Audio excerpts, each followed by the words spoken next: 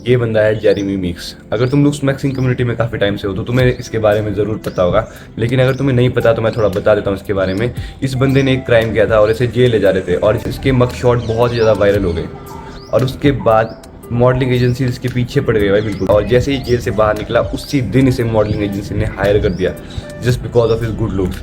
लेकिन अगर मैं इस बंदे की नेक को थिन कर दूँ तो तुम देख सकते हो इसकी लुक्स पूरी ख़राब हो जा रही है। ठीक है, मैंने बाकी कुछ भी चेंज नहीं किया, बस इसकी नेक को थिन कर दिया है। अब अगर इसकी नेक कुछ ऐसी होती तो तुम्हें लगता है कि मॉडलिंग एजेंसी उसे उठा देती? तुम्हें लगता है इतना वायरल होता? बिल्कुल भी नहीं। और ये तो मैं थोड़ा एक्सेप्शनल केस दे रहा हूँ। जेरेमी मिक्स की लुक्स तो बहुत अच्छी है, इसका फेस बहुत अच्छा है, इसका फेशियल स्ट्रक्चर इतना अच्छा है, फिर स्किनी नेक फिर भी एक बार को ठीक लग रही है। पर लेकिन मेरे और तुम्हारे जैसे एवरेज बंदे की अगर स्किनी नेक होगी तो तुम समझ सकते हो कि हमारा कितना गंदा हाल होने वाला है। तो जो स्किनी नेक है वो तुम्हारे अपीयरेंस को पूरा खत्म कर देती है। ये शो करती है लो टेस्टोस्टेरोन लेवल्स, क्योंकि तुमने एक चीज नोटिस की होगी कि जो लड़कियां होती है उनकी नेक थोड़ी स्किनी हो, स्लिम हो तो वो अच्छी लगती है, पर वहीं अगर एक मैन की स्किनी नेक है तो वो एकदम बिच लगता है। तुम ये मेरी पुरानी फोटो उठा के देख लो, ठीक है, इसमें तुम देख सकते हो मेरी नेक कितनी पतली थी भाई, कितना स्किनी था मैं।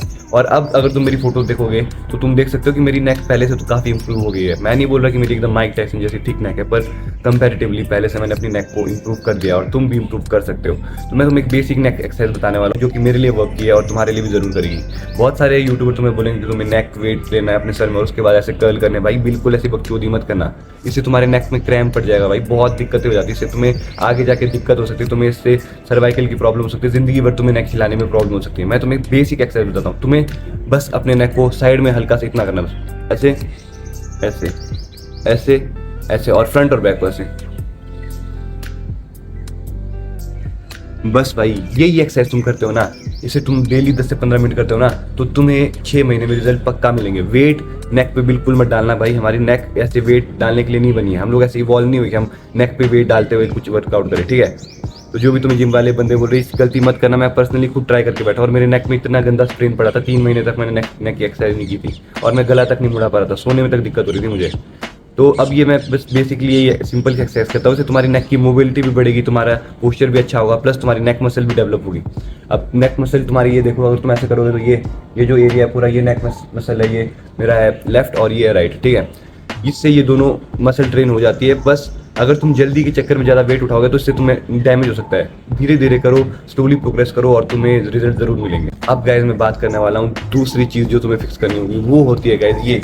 और ये गाइज बहुत ही इंसल वाली अपीयरेंस देता है। और ये जो कुबड़ सा सर के पीछे हो जाता है ये तो तुम्हारी घटिया लाइफस्टाइल की वजह से या फिर तुम्हारी जेनेटिक्स की वजह से होता है। तो तुम इसे फिक्स कैसे कर सकते हो? फर्स्ट चीज़ तो गाइज ये तुम अपनी नेक को काफ़ी ठीक कर सकते हो नेक एक्सरसाइज करके, इससे तुम्हारे ये जो कुबड़ है उतना उसका पता चलेगा नहीं। और सेकंड चीज़ है तुम सिंपली अपने बालों को ग्रो कर सकते हो, जैसे कि तुम देख सकते हो मेरे सर के पीछे भी थोड़ा कुबड़ है, मैंने पहले भी बताया। अब तुम मेरी ये वाली फोटो देख लो, इसमें वो बिल्कुल नज़र नहीं आ रहा है क्योंकि मेरे बाल इतने लंबे थे कि वो पूरा कवर अप हो जा रहा था। तो अगर तुम्हारे भी सर के पीछे थोड़ा ज़्यादा है तो तुम पीछे के बालों को स्लाइटली लंबा कर दो और इससे तुम्हारे ये जो कुबड़ वाला अपीयरेंस है पूरा गायब हो जाएगा और तुम्हारी लुक्स अच्छी लगेगी। तुम वो इंसल वाली लुक नहीं दोगे। थर्ड चीज़ जो तुम्हें फिक्स करनी है वो है guys taking care of your ears.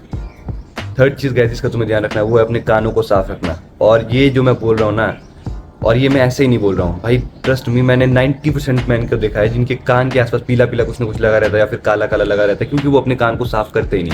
बहुत सारे बंदे अपने नाक के बालों को तो काट देते हैं, अपने फेशियल हेयर को तो ग्रूम कर देते हैं, पर कोई भी अपने कान पे ध्यान नहीं देता है। और ट्रस्ट मी गाइस, अगर तुम्हारे कान से पीला पीला निकलता हुआ दिख रहा है ना, वो तुम्हारी लुक्स को पूरा घटिया कर देता है, पूरा खराब कर देता है। और तुम मुझे कमेंट में सच सच बताना कि तुमने लास्ट टाइम अपना कान साफ कब किया था, अपना कान तुमने लास्ट टाइम साफ।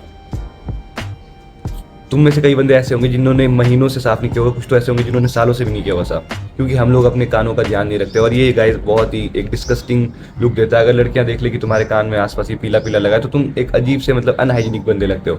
तो मैं बेसिकली गाइस करता क्या हूँ, जब भी मैं मुंह धोता हूँ उसके बाद जैसे टॉवल थोड़ा सा गीला होता है उसी टॉवल से मैं अपने कानों को साफ कर देता हूँ, ताकि मेरे कान के आसपास कुछ भी पीला कुछ भी ऐसा ना जमे। और ये गलती बहुत सारे बंदे करते, तो अगर तुम भी ऐसी गलती करो तो अपने कानों को भाई साफ रखा करो। बहुत सारे बंदे ये गलती, ये तुम्हें नीट क्लीन लुक लेगी और ये तुम्हें नीट और क्लीन लुक देगा और जनरली भी एक हाइजीन पर्सपेक्टिव से भी तुम ज़्यादा बेटर लगो। फाइनल चीज़ गाइस जो तुम फिक्स कर सकते हो वो है तुम्हारी आईब्रोज। अब वैसे इंडिया में कई लोगों की जेनेटिक्स तो अच्छी होती है, मैंने देखा ज़्यादातर बंदों की कुछ किए बिना ही आईब्रोज बहुत ज़्यादा थिक होती है। पर लेकिन अगर तुम्हारी आईब्रोज फिर भी थिन है तो तुम्हें अपनी आईब्रोज को थिक करना पड़ेगा, क्योंकि आईब्रोज तुम्हारे हाई टेस्टोस्टेरोन लेवल को शो करता है। तो अगर तुम्हारी डार्क और थिक आईब्रोज है तो तुम ज़्यादा डोमिनेंट लगते हो, प्लस तुम्हारे फेशियल कॉन्ट्रास्ट ज़्यादा अच्छा होता है।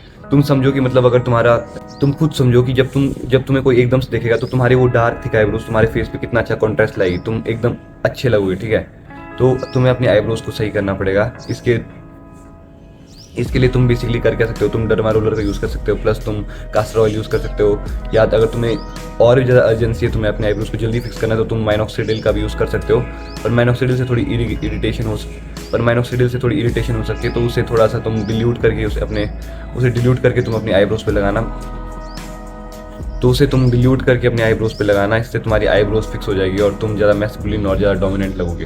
तो अगर तुम इन चारों चीज़ों को फिक्स करते हो तो गाइस, इससे तुम्हारी लुक्स बिल्कुल, अगर तुम इन चारों चीज़ों को फॉलो करते हो ना, इससे तुम्हारी लुक्स श्योरली इंप्रूव हो जाएगी। तुम बहुत अच्छे, अगर तुम इन चारों चीज़ों को फॉलो करते हो ना, तो इससे तुम्हारी लुक श्योरली इंप्रूव हो जाएगी। तुम अट्रैक्टिव स्केल में सीधा 2 पॉइंट और जंप कर सकते हो, ठीक है।